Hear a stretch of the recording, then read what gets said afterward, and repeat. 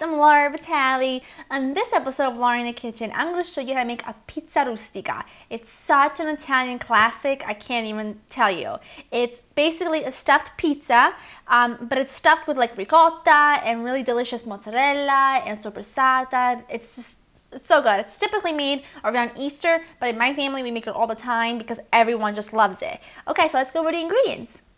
You're going to need some dry Italian sausage, like a soppressata. It can be hot or mild or sweet, whatever you like. You're also going to need some dried mozzarella, some fresh mozzarella, some parmesan reggiano, some good quality ricotta, eggs, pizza dough, and a little bit of olive oil and freshly ground black pepper. Now that's about it. It's very quick and easy. The ingredients, they have to be really good ingredients, and my cheeses and meats came from my friends at Leone Mozzarella, but you can substitute whatever you have. I'm just excited that they sent me these goodies and I wanted to use them, and this is the perfect recipe for it.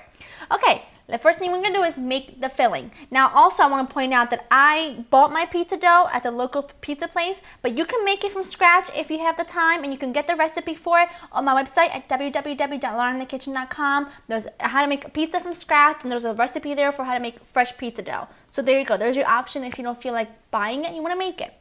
So in this big bowl, I'm just going to go ahead and crack my eggs. I'm going to crack them in here first because in case there's a bad egg, whoop, there's a shell. Last egg goes in. I'm going to put the eggs in this bowl along with my fresh ricotta. And this is really, really good crumbly Italian ricotta imported from Italy, so it's only the best for my pizza rustica. Just going to put that right in there. Okay, now, we do not need absolutely any salt whatsoever in this. The ricotta is very salty, the cheeses are very salty, the soppressata is very salty, so we don't need any of this. However, we do need a good amount of freshly cracked black pepper. So I'm just going to crack that up. I'm going to mix this together, and then I'm going to set it aside while I cut up my meat and cheeses. I'm just cutting my dried mozzarella. And the very edges of it, I just like to cut it out because it can be a tiny bit tough. So you just cut them out, just like so. You can use a knife to guide you, but it should kind of pull away just like that. Just takes practice, but you know what? Let's just do that. I need about, I would say 4 to 8 ounces of it. Just cutting these into cubes like so. Right in that bad boy. Next is the fresh whole milk mozzarella, and this I'm just going to use half. So this is a big boy. And the same thing, I'm just going to cut this in cubes. Last final piece here. That goes in there. Now my dried Italian sausage or soppressata, I'm going to cut this in half lengthwise. Just going to peel off this outer skin, and it comes off very easily, one big piece. Except that if you're like me, and then you tear it. Look at that. See? One side done, other half. And all I'm going to do is just cut this in little pieces as well. Last one. And here we go. Now in here, I'm going to grate in a good amount of fresh parmesan reggiano. Looks right. Now I'm just going to take my one spoon and mix all this together. That looks awesome. Now I'm just going to push this on the back counter when I work on my pizza dough.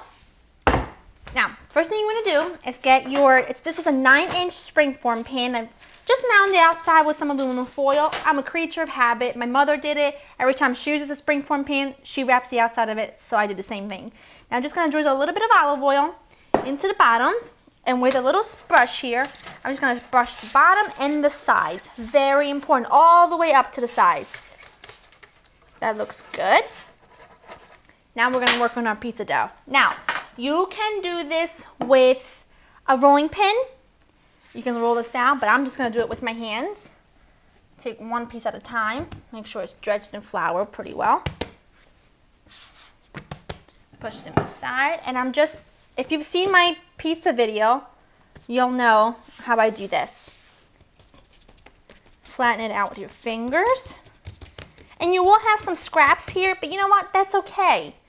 It's perfectly fine. You don't have to throw them away. Make breadsticks or something. Here we go. Gonna give ourselves a border. Just flattening it out. Taking your two fists like you're ready to punch someone. You're just gonna stretch this out. You don't want to get any holes in it, so make sure you do it very evenly and at the very edge. Okay, into the pan. Don't stretch it. Put it back in there. Let the edges hang like so, but you don't want to stretch the actual inside, otherwise you'll get holes in it. Now to hold that in place, I'm just going to put my mixture right in. Because we oil the tin, the actual dough wants to stretch back down. So in order to hold it in, we put the filling in. That looks awesome. Okay, flatten this out so it's nice and even, just like so. And now I'm just going to put this back over here to work on my second piece. And the second piece is really just to do like a lattice pattern, you know, make a little strips on top of it. But I'm just going to roll it out exactly the same way because this is easier that way. And like I said, you can just use a rolling pin, that's fine. I'm just going to use my little ravioli cutter or pizza cutter, whatever you got. And I'm just going to make strips, just like that.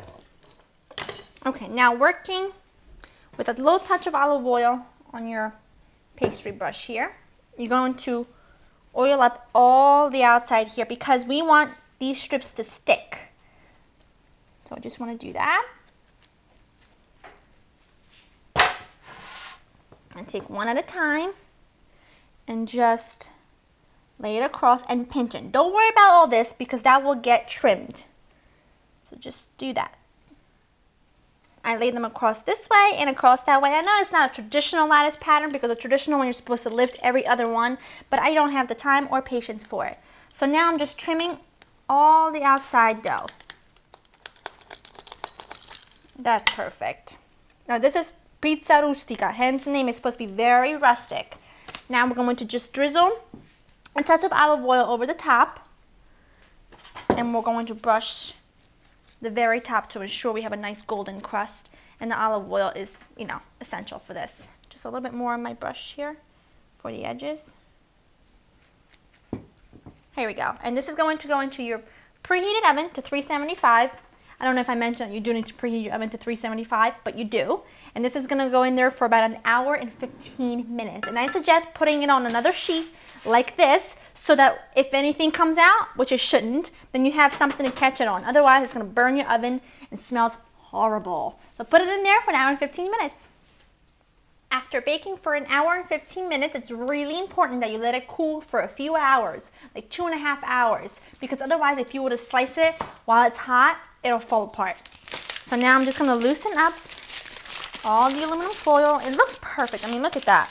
That's the way pizza rustica looks, I promise. Never had pizza rustica that's been completely perfect. Look at that beaut. Just going to cut a little slice of this. I think my mother would be very proud. Gotta give this a quick little bite. I'll just take a bite like that because I'm a messy eater. Holy. Perfect. Just like I remember it growing up.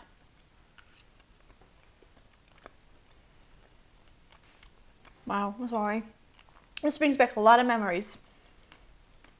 Food like feeds my soul in a way, you know? I can tell you that eating this reminds me of my grandmother's house on the little side couch in the living room, eating a slice of this all by myself when I was like this big. I hope you guys have enjoyed spending time with me. To get this recipe and others, go to my website at www.laureanakitchen.com. I'll see you next time. Bye-bye.